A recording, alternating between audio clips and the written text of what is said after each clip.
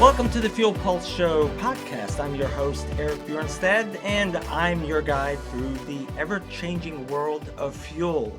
The Fuel Pulse Show is for anyone who takes care of fuel, anyone who uses fuel or has things that use fuel, whether at work or at home, which means it's pretty much for anyone, especially anyone who has a job. That means taking care of fuel and trying to keep it healthy and in the right conditions so that it will be there to help them get the job done, no matter what that job ends up being. So if you think that any of that sounds at least a little bit like you, then the Fuel Pulse Show is for you.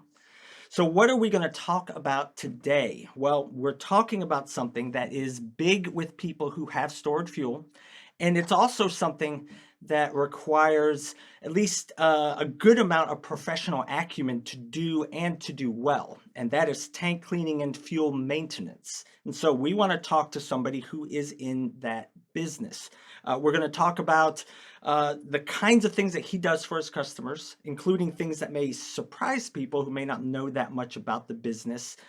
We want to talk about how to choose a good service partner versus what defines a good one versus a bad one. And we're going to talk about some good advice from inside the industry on the most important things that people who have to manage fuel may need to know about taking care of it. And we're going to do it from the tanks and fuel servicers' point of view.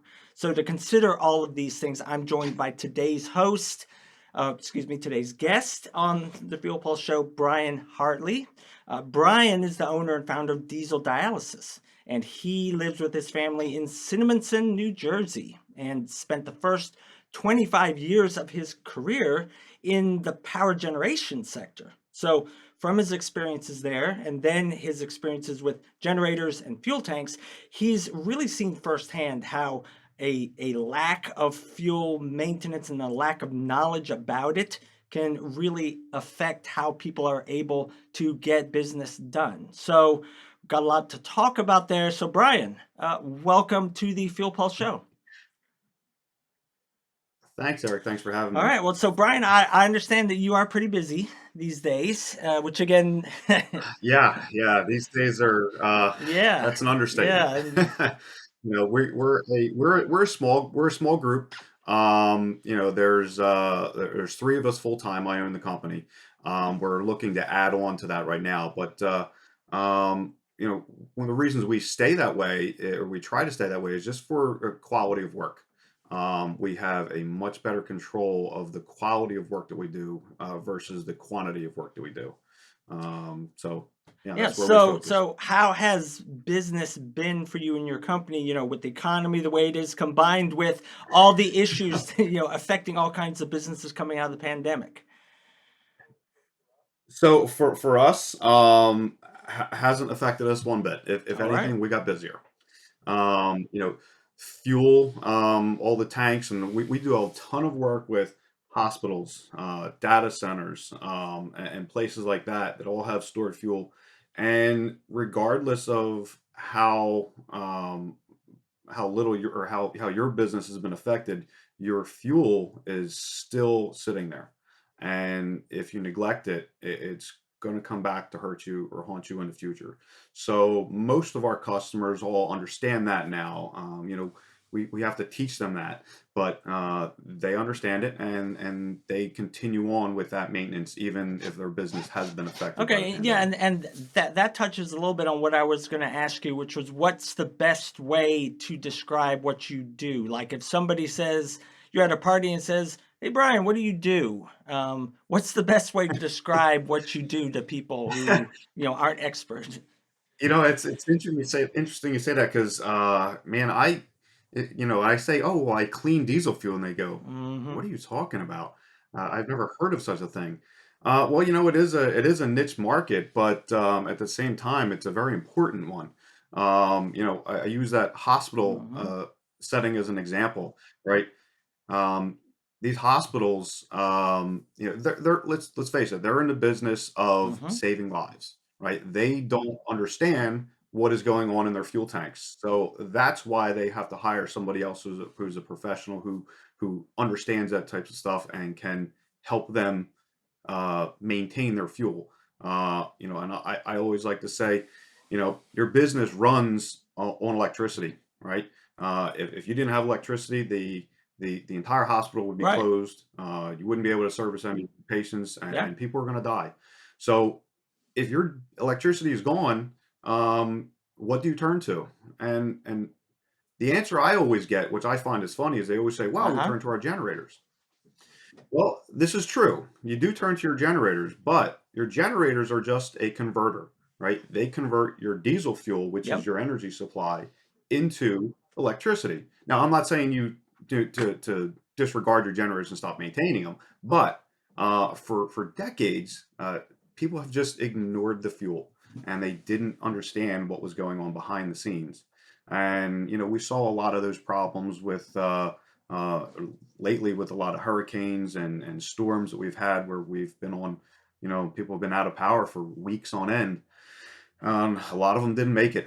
And the number one reason why they didn't make it, Right, right, fuel. right. Yeah, and you touch on a few things which lead to some interesting points. Um, talking about how the business has changed. You talked about how what people know and how the fuel has changed. And so how in your years of experience in the business, how has the view towards fuel maintenance and the fuel maintenance business itself, how has that changed, if at all, since when you started with it? I think it definitely has, and ultimately it's all Mm-hmm. about education, right? As we say, Mm-hmm. 20 years ago, people didn't look at their diesel fuel and say, "Oh, No. well, I have to maintain that." They just put fuel in their tank and walked away and said, "Oh, no, we got plenty of fuel. We're good." And it's these storms Mm-hmm. and these people being on a generator for 2 weeks at a time. Can you make it for 2 weeks?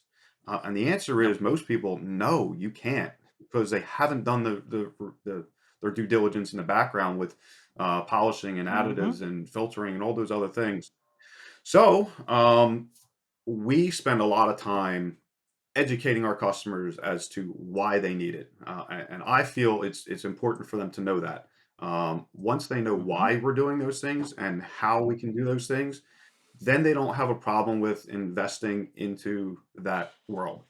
Um, we have a lot of people who still, I still have customers who just don't understand, and they just say, "Well, I don't care. I Mm-hmm. want you to take care of it. That's what I hired you for." Great, and I'll do that, but I still want them to understand what I'm doing, and sometimes that's a Yeah, yeah, challenge. and you talk about how people for a long time, they with their fuel, they didn't think they needed to worry that much about it. And I think that Mhm, for many decades, maybe up until starting in maybe the mid to late 90s, that was the prevailing attitude. But mhm. what these people haven't realized is that the fuel properties have changed because of things like government regulations, and that has caused Yep. the fuel properties, it's increased the need to maintain fuel proactively if they don't want to encounter problems like when they Yes. encounter all these hurricanes. But you mentioned hospitals. Hospitals are a great example of this because, like you said, they're in the business of saving lives, right? And but they need their Mhm. fuel uh, to help them do that if they encounter some kind of worst case scenario. And there are regulations that require them to have that in place. But they're not experts in fuel. They don't know how it's changed, right? They don't know how, Right. the stability of the fuel is not what it used to be. How the resistance or the affinity for growing microbes is much different than it was 20 years ago. And yeah, and so Absolutely, I think yeah. it's really valuable to have people like Mhm. you in the industry, who really have a concern for, or priority even for, educating them and making sure that they know what's going on, because it's good for them, and of course it's good for your business as well, because it helps set you apart from other Sure. people. Just like at Bell, that's one thing that we really tried to do over the last 10-20 years is, education, because one of the things that has changed about just about the world out there is people can find out anything that they need to know at the, in almost an instant. And so people have to feel like you are willing to share information with them that they maybe can't find, or at least can't find with the perspective that they have, because you got a perspective on it because of your experience in the industry, and we have a perspective because of Yep. our experience in the industry that they can't necessarily get unless people like us share that with them, I think.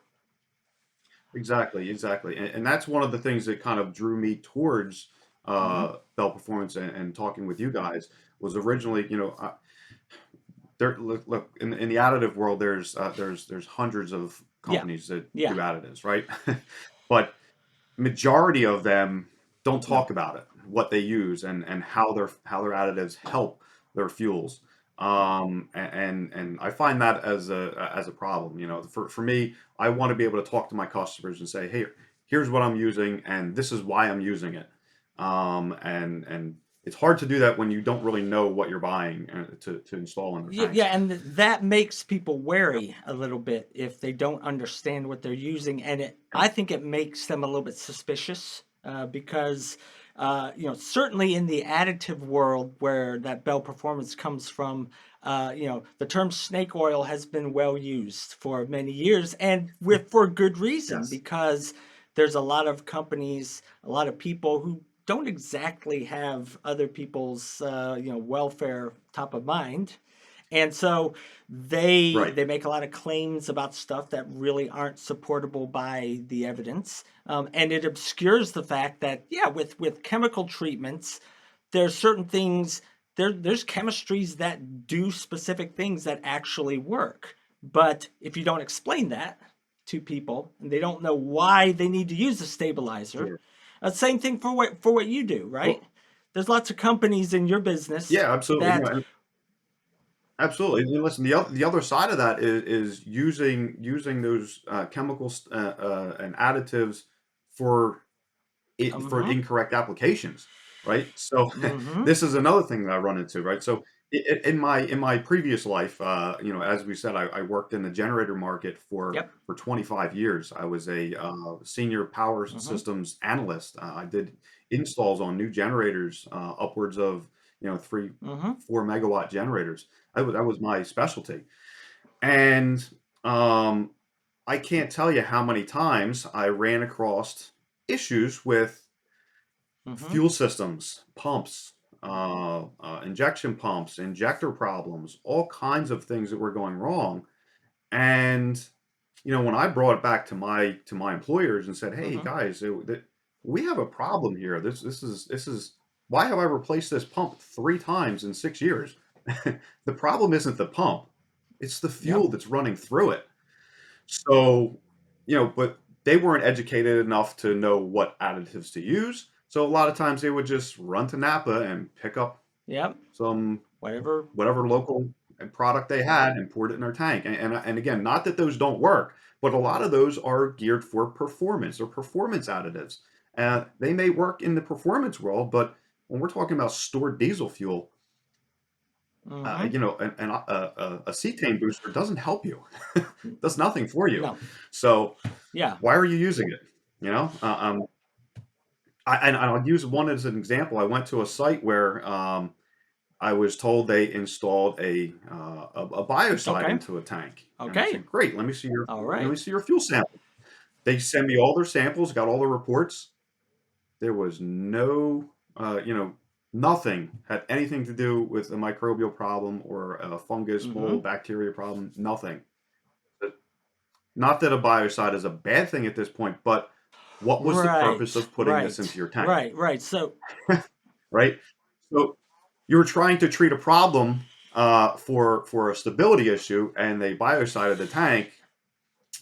A Uh-huh. perfect example Yep. of great product, wrong Yeah, yeah, application. and they might make the argument that, well, we're doing it as a preventative, and okay, there's a certain amount of validity to that, but like you said, if Sure. stability is your biggest concern, yeah, microbes can be ancillarily related to that, but you should be using a stabilizer. And so, Correct. Right. That would be the first place to go is to a hmm stabilizer, you know? And again, I'm not gonna argue that a biocide as a hmm maintenance product is a bad thing, but you didn't buy anything that's gonna right. help your If they didn't problem put now. So, you stabilizer know, in there in addition to the biocide, they're not really. It's not correct, likely that they're going to be achieve what they're trying to achieve. correct. And this is where my, me coming into my customers, where I try to educate hmm them on Yep. what we're doing and why we're Exactly. doing it.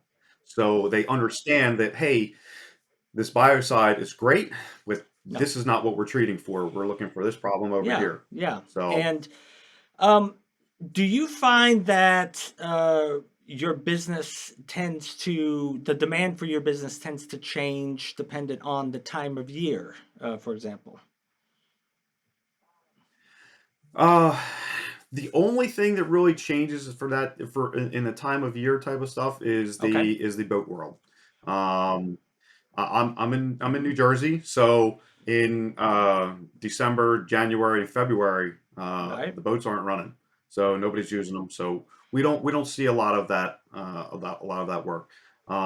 Right now is where we'll start getting calls for hmm boat guys. Hey, I got this tank. I got my boat's having some issues. I had some issues last year.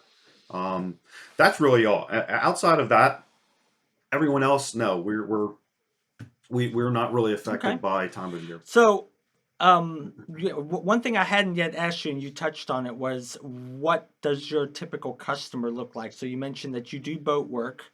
What are the Mm. other kinds of, other kinds of people or entities that make up your customer base?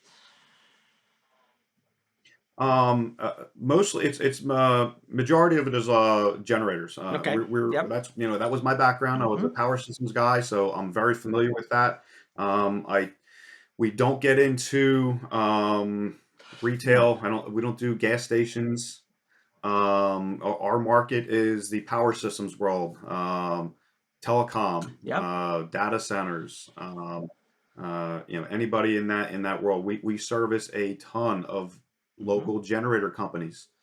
They they We do all their sampling, right? So they'll send hmm their samples to my lab, and I will oversee all of their samples to tell them, hey, you have a problem here, or no, you don't.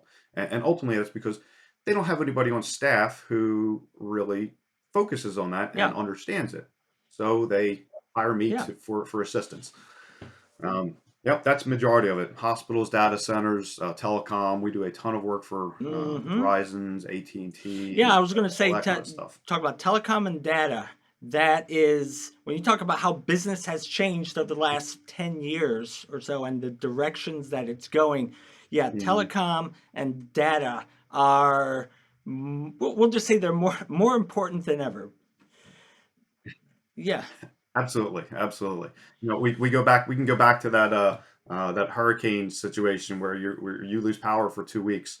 Nobody really hmm thinks about it, but every single one of these cell Yes, they towers do. has a Yep. generator to run it. Those cell towers feed back to um, central hubs, which have switching stations. Every one of them has to have power, or the entire network can go down. And if they don't have backup power, the entire world can be affected by Yeah, that. and so you've already touched a little bit on this, but um, for the kinds of people that you do business with, what is their typical their level of fuel knowledge? How bad is it? We'll just put it that way. So the people that I work with now, I Yeah, would say pretty because you've been good. working with them. I've educated them. Yeah, we've been working with them. We've been teaching them, showing them what's going on. It's always the people who don't know anything about it that their knowledge is typically very, hmm very, very minimal. And a perfect example is I'll get a phone call that says, "Hey, Yep. I have algae in my tank." And I go, "This is great. You do realize that the term algae in your diesel tank has Yeah, been it's a around for colloquial term decades, now. right? Everybody uses right, right. But in reality, okay, it can't be algae because Yes, it algae needs does. sunlight to live. which we don't have sunlight in a diesel tank. So it's not algae. And this is, the instant you start talking just about that, and they go, oh, so it's molds Mm-hmm. and funguses Yeah. and bacteria. And you go, yes, yes, Yeah. that's exactly what it is. So that's where you start. You just got to teach them what it is, and most of them don't even understand. Like I always tell everybody, like, look, if you have bacterias and funguses and stuff growing in your tank, you Yep. have water in your tank. That's it. If you can prevent the water from being in your tank, you don't again, biocides are great, and I'm always an advocate for doing a maintenance dose on a Mm-hmm. tank every once in a while. But reality is, if you do not have water in your tank, Not you're not going likely. to have that No. problem. No. Very, very, very like, yeah, you can get it delivered in, and there are a lot of other problems, and and this is in my world, we take a multi-pronged Mm-hmm. approach to fuel quality. It's not just polishing. Everybody thinks about polishing as Yep. just filtering your fuel, and that's great, yeah, and that's ultimately what we're doing. But a lot of it comes, the other side of that is Mm-hmm. sampling your tanks, correct additives, and upfitting the tanks and connections so that they don't have those problem areas getting into your Yeah, tank. and so that person who called you saying I got algae in their tank, of course, we know, and you've already established that what they really mean is they've got Mhm. microbial growth in there. And so once you Right. confirm that through the testing, then uh, you can tell them that okay, the most likely reason why that established itself in your system is because there's water in there. So now you can lead them down this Mhm. path where they have to do two things. Two things categorically. They have to get rid of the water by usually by mechanical Mhm. means, but then they also are going to need to apply a biocide at that time because the biocide is going to kill the microbes. But if they don't remove the Right. water, then uh, you know they're just going to come right back. And so, like you said, They come right there's back. Yep. these kind of problems have multiple things interplaying at the same time. And for people who aren't Sure. Sure. experts in fuel, they really need somebody like you who can kind of give them the right path to follow through what can be a pretty complicated situation for them. Yeah, absolutely. And there's a third thing to that is once you have you have remediated your water issue and gotten your microbial problem under control. The third step is to how to prevent Mm-hmm. it from happening again. And that is majority of the time we can pinpoint what it is, gauges, Yep. vent issues, emergency vents. I'm also a licensed above Mm-hmm. ground tank inspector, so I look at other areas of these tanks and say, well, hey, one of your problems is this vent over here isn't set up correctly, and this is letting water in your tank and letting moisture into your tank. Well, how So often do you um, find that kind let's of thing? address almost every tank, almost every single tank that I do. And in the generator world, like I said, that's my bread and butter. That's where I work mainly. Um, I can't tell you how many tanks that I see that have the typical, like the Mm-hmm. home heating oil tank gauge in them, little red Yep. lever that pops up. Every single one of them leaks. I have thrown out Mm-hmm. hundreds of them, and every tank that I have that have pulled one of those off of Yeah, has yeah. water in And it. once you get water in that tank, then it's only a matter of time before you're going to get Yep, microbes. yep, And given the way that today's yep. fuels have changed with, ultra low sulfur diesel, now they're putting, at least a little bit of biodiesel in all of the diesel fuel nowadays. I Mhm. mean, it's, I always say the Yeah, susceptibility to microbial growth is miles different now than it used to be. absolutely. Yeah, a lot of people say the sulfur Mm-hmm. content of years ago is what prevented it. And while the sulfur content did create an environment that was not Right. great for where those microbes grow, they really Yes, they still could. could grab a hold. It wasn't as easy back then. The fact that that's not there anymore, does make it easier for those microbes to grow. And you touched on this with the Yep. addition of biodiesels. That is really compounds that problem. Yeah. At least here in New Jersey, we see anywhere from 2 to 4% Yep. bio on a regular basis. In New York, I have tanks that are 18 to 20% bio, and the customers didn't even know Well, they and bought it. then yeah, most diesel fuel across the country will have up to about 5%. So finding 2 to 4, Right, that's pretty standard, and they don't have to label it because, of course, the way the regular. right. Yeah, it's all Yeah, regulated at yeah, the it's state level. So, basically if it meets D9 ASTM D975, then they, I don't know if you want to call it an exception or not, but they basically said you can put up to 5% bio in it. It's not going to change those specifications, and so they consider it legally to just be diesel fuel, and so they don't say, hey, this is diesel with 5% bio. When you start to get up to 18 to right. 20%, that would be a different story. That if it was that way intentionally, you would think that it would have been labeled as, B20 or B whatever. You would You would think. You think. would. You would think, but imagine that they, I have tanks that are thousands of Mm-hmm. gallons of fuel, and they're 15, 17% bio, and the Yep. customers don't even know it. Ultimately, it just comes down to price. When you're shopping for fuel, if it's cheap, Yeah. there's a Now, reason what for it. what kind of tests do you do to determine the level of bio? So, so all of my sampling Uh huh. goes to a third party lab, and I have my own Sure. packages built there. So depending on the type of tank and the type of, uh, because you know as well as I do, testing, sky's the limit on how much you Yeah. can spend. All right, right? We can spend thousands of dollars Easily, easily. on a fuel sample. Do you need a $1,500 sample on a 400-gallon diesel tank? Not Probably likely. not. You know, right? But if you have 30,000 gallons of diesel fuel in your tank, um, you know, just running a Carl Fisher and a water and sediment and a sulfur content probably isn't enough, right? You need to know some more Right. about what's going on in there. So I'll try and gear people towards doing a little higher level of sampling. We want to look at, we want to look at distillation. We want to look Mm-hmm. at your flash point. We want to look at all of Viscosity, those things. maybe. Obviously thermal stability. Yes, stabilities. All of these things are great things to look at. Cetane. We're going to look at your Mm-hmm. cloud point, pour points, all those types of things.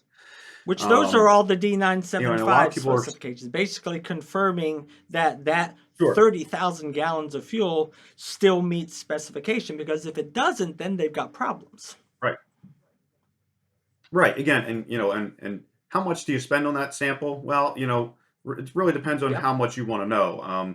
I try and gear my packages towards the most likely problems to see. My level one packages, they're pretty inexpensive. For 150 bucks, you can get all of the things that are going, all the most common failure points of diesel fuel. Is it everything? No, definitely not. But you don't need to spend $500 on a sample for a No, tank that only holds 150 no. gallons of diesel fuel. So that's where the lower samples, they're more focused on cleanliness and biodiesel content for education, and so that people know. When you start getting into those larger tanks, those are the areas where we really start pushing into higher levels of sampling, and how much sampling you do on a Yeah. frequency is another part. How often are you doing this, right? Um, at the hospitals are mandated to sample their fuel, but there's some issues with that as well. I'm sure you're well aware of this. They're not really it's not really clear cut on Right. what they should Right, right, run. right. So, You know, a little better today than it was in a few years ago. There has been some changes and some regulation, at least with the uh-huh. NFPA. But you go to the Joint Commission. Joint Commission always just said, Yeah. "Well, sample your Make sure fuel." that it's Refer viable. to correct, and it's funny. Their standard always said, Just refer Uh-huh. to NFPA. And you go to NFPA, and NFPA said, no, Uh-huh. refer to ASTM. You call ASTM, and they say, well, our specification is Yeah, yeah, yeah. D975. And so, So I have customers calling asking for a full D975 well, test because that's what ASTM says. And I go, well, wait a minute. Hold on, timeout. D975 is a specification for new fuel. You have fuel that's been in your tank for 2 years. It's no longer new. So it's probably not going to right. meet all of those standards. So let's pick out Yep. the ones that you need and not spend The ones that they're $2,000 on most your likely sample. to be looking for, because when you talk about J code and you Correct. talk about these inspections that come up, which are the bane of every hospital administrator's existence, Mhm. they don't all look for the same stuff, and so you Right. that hospital administrator or whoever's in charge of making sure that the fuel doesn't make them fail their inspection, they've got to kind of Yeah. figure what's the most likely thing that they're going to be looking for. And one thing that I have heard specific to that Yeah. is that many hospital inspectors are really keying in on sulfur, making sure that the sulfur content is They are, and that becomes a problem because you get these samples back that say are 3, 4, five mhm. hundred parts per million sulfur, and customers want to know how do you fix it. Well, Well, uh, there unfortunately nothing I can pour into the tank that's no, going to fix it. And polishing, the world that yeah, we use this word polishing. What is polishing actually doing? Well, it's yeah, filtering fuel, right? We're taking uh-huh, contaminants out of the fuel and purifying it, but it's not going to no, change at a molecular level. We no. cannot remove sulfur. We cannot do that. That's when you're looking at Yeah, yeah, replacing your fuel, basically. I and mean, it does happen. because I mean, the simple mathematics of it are that, depending on the volume of fuel that you've got in there, if you've got I don't know, 1,000-gallon tank or whatever, and it's got 500 gallons of fuel that came back with 300 parts per million, um, you're basically you're not going to be able to dilute that down with a ULSD Right. that has 4 or 6 ppm. You're not going to be able to get that down. You're just going to have to end up replacing that whole thing. Yep. And most of the times we see, as long as they are showing a Yes. trend that their sulfur Yep. contents are going down, and they're not if they have 2,000 parts per million fuel, just from an environmental standpoint, Yeah. guys, it's time to replace Yeah. this fuel. Let's get rid of it. But you got to be careful with that because even just the residual you left in the tank for 2,000 parts per million, if you refill that tank, depending on the size of the tank, refilling it with ultra low, Still going to make it. you can suddenly come back. Yep. I just had a customer. We sampled. They have a 20,000-gallon underground tank. They had a cleaning done. They had a man-in cleaning and refueled it with new fuel and sampled it. I went out and sampled it, and it came back with 35 parts per million. And they are, how do Yeah. we have 35 parts per million? Well, residual. You had a high sulfur fuel in here, and it's very, very Well, difficult to and yeah, get that. that speaks to how hard it is to get it down to that final below that final 15 parts per million. Talking about that situation, so Hmm. they did man entry, the tank cleaning, and Yeah. you would think in most cases that that would solve the issue, because one of the things when you talk about residual, you talk there's a problem if they have sludge down at the bottom or some kind of dropout, which Hmm. can trap some of that high sulfur, what they used to call high sulfur Right. fuel in there. But if they did man entry on that, you have to wonder, did they get all of that out? Right. Right. Yeah. There's a lot of questions that it brings up. One of the other sides of that is they have a day Ah, tank that has a yep. return pump on it. So there is a possibility that they had some fuel Mm-hmm. returned from their day tank Yeah. back to there after the fact, and ultimately we'll probably never know. And the customer is okay at 30 parts per Yep. million. They're happy with Because that. they can show that Um, they had a that substantial, trend in the right direction with that. absolutely correct, correct. Yep. Um, and that was a tank that ultimately what I was there for was to Mm-hmm. install additives, right? So Yep. they have brand new fuel. now is the time to Hmm. additize this tank and get that stuff in there so that we can prevent it or at least slow down that Yeah, aging yeah. And process, you so know. for that kind of Um, situation, you would recommend first and foremost a fuel stabilizer, right? sure, absolutely. That's where Diesel Life goes right into that tank. And you know, Hmm. in my past, in order to mix those additives, and that's the other side of it. How do you get those additives Yes. mixed into the fuel, right? So I get this a lot. Well, I poured additives in. Great. The tank's 15 feet long. You poured additives into Yeah. the left side. Do you think anything on the other side has gotten No. touched? No. No, it didn't. Especially you have Hmm. baffles all down through these base tanks, so you gotta add it. You gotta circulate that fuel. And this one in particular being an underground tank, this is where Bell has helped me out. I never used an Hmm. aerator before, Or some kind of circulation and device. now yeah, I would just ultimately, we would Yep. just put a polisher on there and use the polisher to circulate that fuel, get the Hmm. additives, inject those additives into there, and mix them into the fuel. Um, Even though we knew that the polishing side of things, we weren't really filtering anything. It was clean fuel, it was Hmm. already brand new tank. We're just using that as a medium to add those fuel. Well, now I Yeah. can do that without that. I use the air compressor and the aerator, and I can get those additives Yeah, mixed it gets the fuel in moving, minutes. which is probably the biggest Yep. thing for making sure that a fuel treatment, like whether it's a stabilizer or even a biocide, whether that's properly distributed. And it's that's especially important for biocides, we find, because um, Yes. microbes like to attach themselves to any number of places in the tank. And if a biocide can't get to the microbes, then it's not going to kill them. And so when Right. someone says, well, I'm just going to pour a biocide in there, well, it's better than not doing anything at all, but you really do need to get that Yes. distributed in there because you need it to come in contact with all the as many of the microbes as possible so that it can actually kill them. Right. Yeah. Ultimately, pouring your additives in, if that's your best option, Yeah. I guess it's better than Yeah. nothing. But it's you're not Right. helping all of the fuel.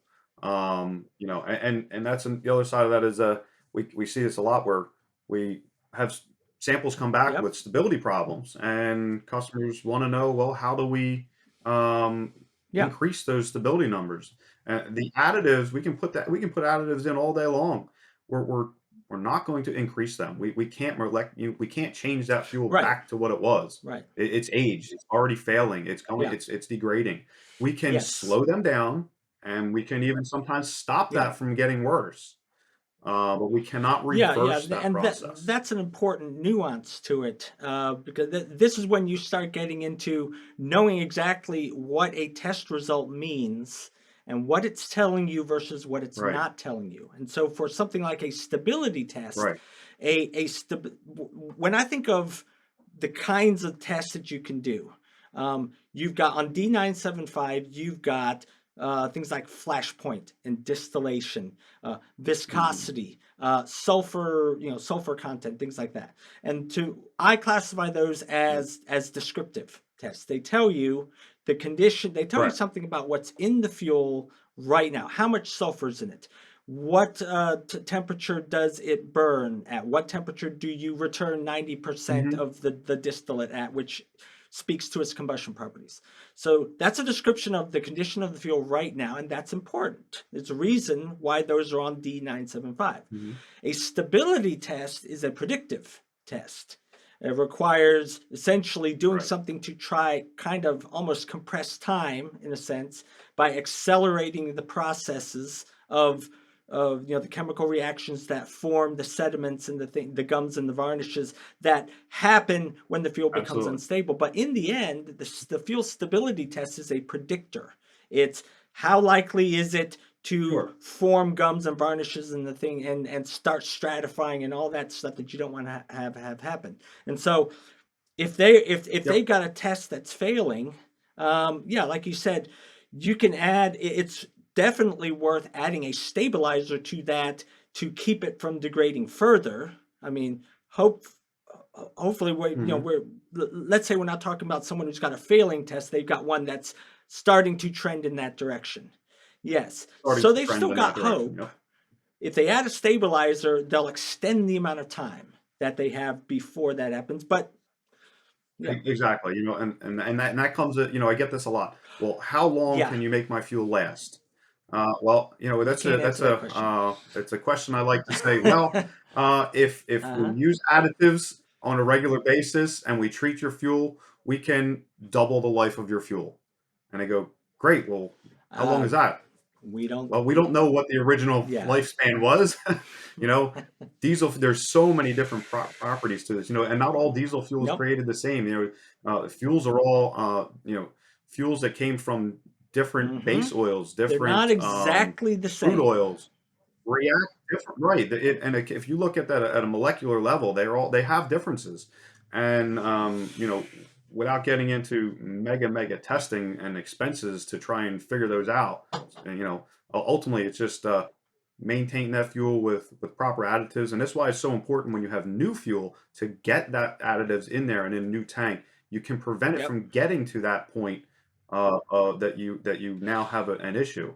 Um, and also need to we've said this before, dilution is your solution, right? You have to use this You. fuel at Yeah. some point. We can additize it all when we can sample it every year. We can put all these additives in, we can polish, we can do it, but if you never use it, Eventually, it's eventually going it's to go going to bad. go Yeah. bad. You mean you want to? There's lots of things you can do So to lengthen the amount of time before that happens, but eventually, like death and taxes, it's yeah, inevitable. exactly. And I push my customers to do a 30% per year, Mm-hmm. right? So I want to see them using or burning 30% of their fuel in a year and replacing 30%. If you can do that on a regular basis, and you put proper additives in, and you're Mm-hmm. sampling on a regular basis, you don't even always need to polish No. these tanks. A lot of times you can just do additives, sampling, and replacements, and we can extend the life of that fuel Well, the for sampling's decades. important because You know, sampling goes along with testing, and testing gives you a really good window into what you actually have to do, and that's important because otherwise sure, you're kind of guessing. You may have an informed guess, but in the end, it's really a right, guess as to what you should do if you're not doing sampling and testing. sure, and there a lot of stuff goes into when we just say sampling. Yes, There's there a is. lot that goes into that, right? Um, what are Mm-hmm. you sampling with? Where are you Mm-hmm. sampling this tank, right? So I use underground tanks as an example. A lot of people sample underground tanks. It's almost always down the fill port. Well, that may not be the best place to sample your tank because new fuel is added. It hits the bottom of that tank. Mm-hmm. There's a drop tube on the end of there, and it hits the bottom and Yeah. pushes away all the dirt and water. And you pull up a perfectly clean, clear sample, and I think everything is great, Yeah. when it's really not. This is why it's important to try and sample your fuel in other areas of the tank.